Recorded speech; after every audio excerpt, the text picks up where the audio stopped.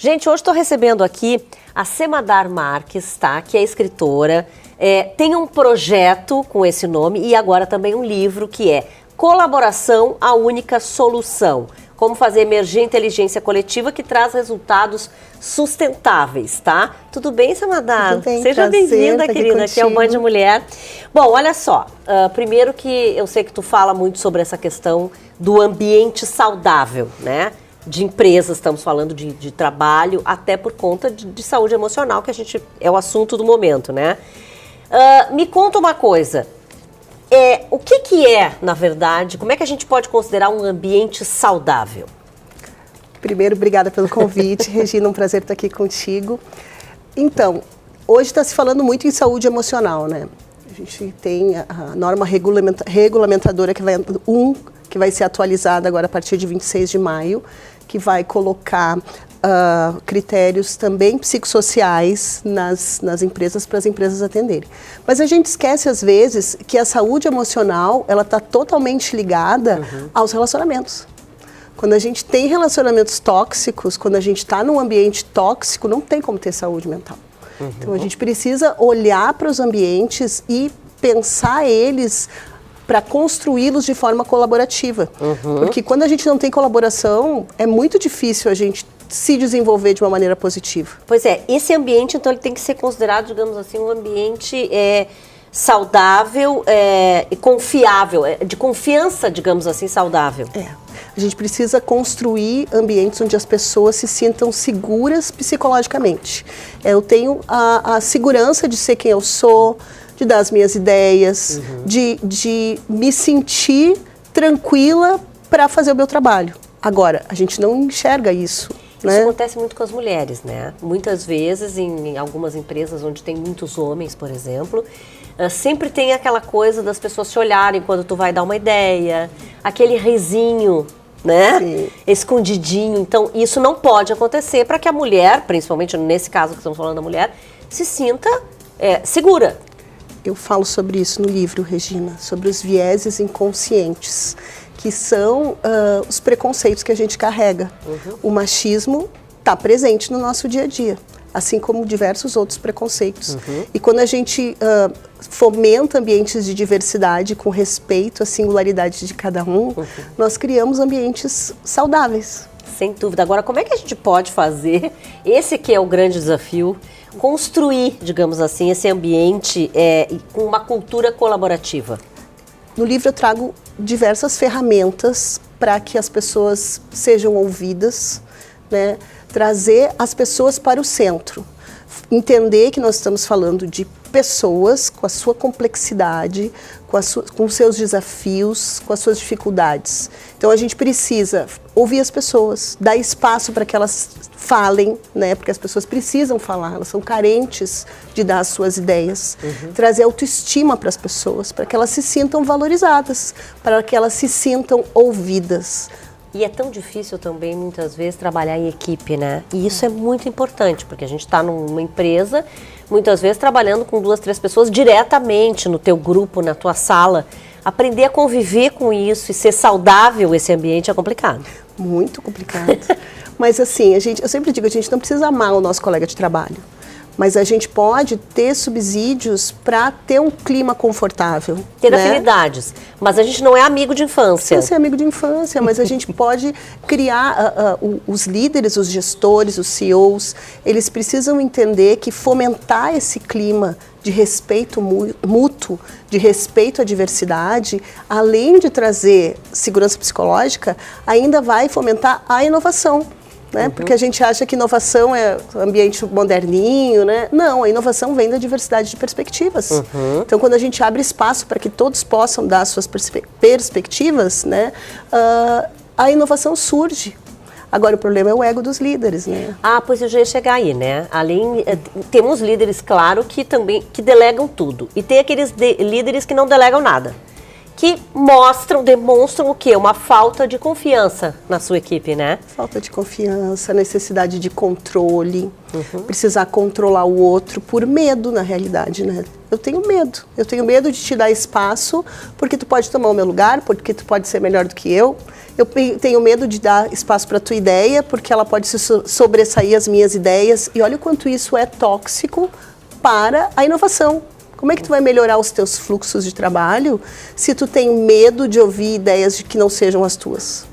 Não tem como crescer dessa forma. Tu usou a palavra tóxica agora e realmente é uma palavra que a gente tem ouvido bastante.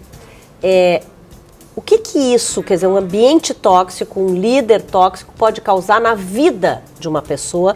A vida dela, normal, a vida, né, da casa dela, com os filhos, com família, enfim. A gente passa mais de 80% do nosso tempo dentro dos lugares onde a gente trabalha.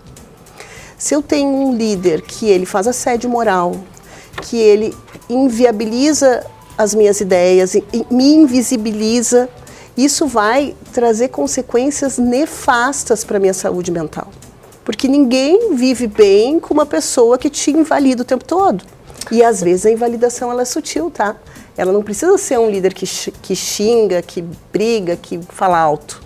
Às vezes a pessoa é manipuladora te falando com voz suave, né? É que daí a gente está chegando no assédio moral, né? Também. Que é essa pessoa que te manipula de alguma forma, que te diz bem isso, subliminarmente. Exato. Te passa mensagens.